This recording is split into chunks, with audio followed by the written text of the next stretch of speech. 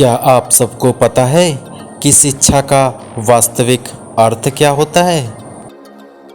शिक्षा का मतलब ज्ञान, सदाचार, उचित आचरण, तकनीकी शिक्षा, तकनीकी दक्षता, विद्या आदि को प्राप्त करने की प्रक्रिया को कहते हैं। शिक्षा में ज्ञान, उचित आचरण और तकनीकी दक्षता, शिक्षण और विद्या प्राप्ति आदि समाविष्ट है। इस प्रकार यह कौशल व्यापारों या व्यवसायों एवं तंत्रिका विकास, मानसिक, नैतिक और सौंदर्य विषयक के उत्कर्ष पर केंद्रित है। शिक्षा समाज की एक पीढ़ी द्वारा अपने से निचली पीढ़ी को अपने ज्ञान के हस्तांतरण का प्रयास है। इस विचार से शिक्षा एक संस्था के रूप में काम करती है जो व्यक्ति विशेष को समाज से जोड़ने में महत्वपूर्ण भूमिका निभाती है तथा समाज की संस्कृति की निरंतरता को बनाए रखती है। बच्चा शिक्षा द्वारा समाज के आधारभूत नियमों, व्यवस्थाओं, समाज के प्रतिमानी एवं मूल्यों को सीखता है। बच्चा समाज से तभी जुड़ पाता है जब वह उस समाज विशेष के इतिहास से अभिमुख होता है। शिक्षा व्यक्ति की अंतर्निहित क्षमता तथा उसके व्यक्तित्व का विकसित करने वाली प्रक्रिया है। यही प्रक्रिया उसे समाज में एक वयस्क की भूमिका निभाने के लिए सामाजिकीकृत करती है तथा समाज के सदस्य एवं एक जिम्मेदार नागरिक बनने के लिए व्यक्ति को आवश्यक ज्ञान तथा कौशल उपलब्ध कराती है। शिक्षा शब्द संस्कृत भाषा की शिच धातु में अप्रत्यय लगाने से बना है। शिच का अर्थ है सीखना और सिखाना। शिक्षा शब्द का अर्थ हुआ सीखने सिखाने की क्रिया।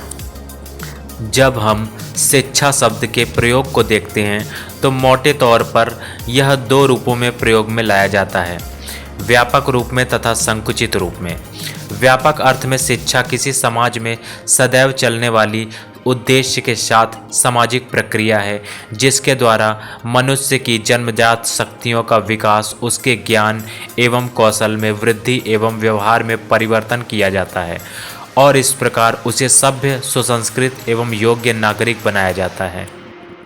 मनुष्य क्षण प्रतिक्षण नए नए अनुभव प्राप्त करता व करवाता है जिससे उसका दिन प्रतिदिन का व्यवहार प्रभावित होता है। उसका यह सीखना सिखाना विभिन्न समूहों, उत्सवों, पत्र पत्रिकाओं, रेडियो, टेलीविज़न आदि से अनौपचारिक रूप से होता है। यही सीखना सिखाना शिक्षा के व्यापक तथा विस्तृत रूप में आते हैं। संकुचित अर्थ में शिक्षा किसी समाज में एक निश्चित समय तथा निश्चित स्थानों जैसे विद्यालय या महाविद्यालय में सुनियोजित ढंग से चलने वाली एक सोद्देश्य सामाजिक प्रक्रिया है जिसके द्वारा विद्यार्थी निश्चित पाठ्यक्रम को पढ़कर संबंधित परीक्षाओं को उत्तीर्ण करना सीखता है। महात्मा गांधी के अनुसार शिक्षा से मेरा तात्पर्य बालक और मनुष्य के शरीर, मन तथा आत्मा के सर्वांगीण एवं सर्वोत्कर्ष विकास से है, जबकि स्वामी विवेकानंद कहते हैं कि मनुष्य की अंतर्निहित पूर्णता को अभिव्यक्त करना ही शिक्षा है। तथागत बुद्ध के अनुसार शिक्षा व्यक्ति के समन्वित विकास की प्रक्रिया है।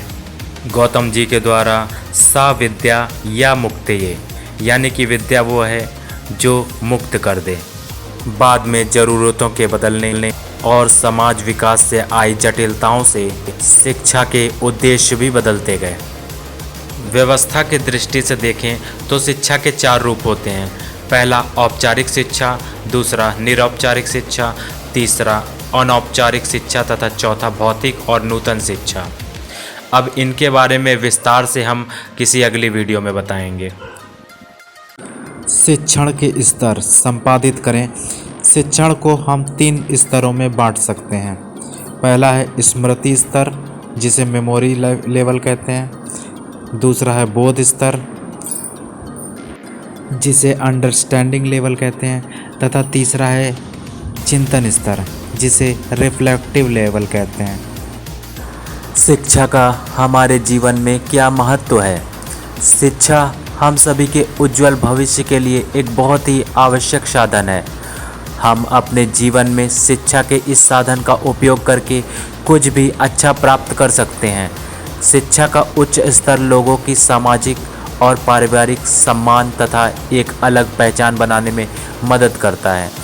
इन्हीं सब कारणों की वजह से शिक्षा हमारे जीवन में इतना महत्व रखती है। शिक्षा का मूल उद्देश्य। शिक्षा का मूल उद्देश्य विद्यार्थियों को चरित्रवान बनाना है। शिक्षा से ही रोजगार मिलेगा। शिक्षा ही मनुष्य को संपूर्ण व्यक्ति का धनी बनाता है। ज्ञान हासिल कर लोग समाज को सही मार्ग दिखाते हैं। शिक्षा के 3 प्रमुख अंग हैं। ऐसी स्थिति में यदि शिक्षा की प्रक्रिया में पाठ्यक्रम को सम्मिलित कर लिया जाए तो हम शिक्षा को द्विमुखी प्रक्रिया न कहकर त्रिमुखी प्रक्रिया मानेंगे, जिसके 3 अंग हैं। पहला शिक्षक, दूसरा बालक तथा तीसरा पाठ्यक्रम।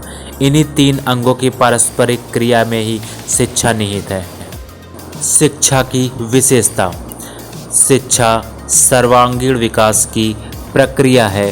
शिक्षा के द्वारा उसके विकास के सभी आयामों को प्रभावित करने की चेष्टा की जाती है। शिक्षा के कार्य संपूर्ण व्यक्ति का निर्माण करता है। वह व्यक्ति केवल स्मरण शक्ति, कल्पना, सामाजिक, दिल, हृदय, आत्मा अथवा शरीर का ही विकास नहीं करती, अपितु व्यक्तित्व का विकास भी करती है। शिक्षित होने का अर्थ केवल डिग्रियां हासिल करना ही नहीं होता। आपसी प्रेम, करुणा, परस्पर स्नेह और मानवता के गुणों से परिपूर्ण इंसान ही सही अर्थों में शिक्षित है। अगर आपने अब तक हमारे चैनल ज्ञान आरोग्य चैरिटेबल ट्रस्ट को सब्सक्राइब नहीं किया है तो जल्द से जल्द सब्सक्राइब कर लें, जिससे कि आने वाली वीडियो आपको तुरंत ही प्राप्त हो जाए और उसकी नोटिफिकेशन आपको मिल जाए। ज्ञान आरोग्य चैरिटेबल ट्रस्ट के चैनल पर आपको हर तरह की ज्ञानवर्धक जानकारियाँ मिलती हैं। वह एजुकेशन से संबंधित सारी चीज़ें यहाँ पे उपलब्ध हैं। वैरायटी भी है।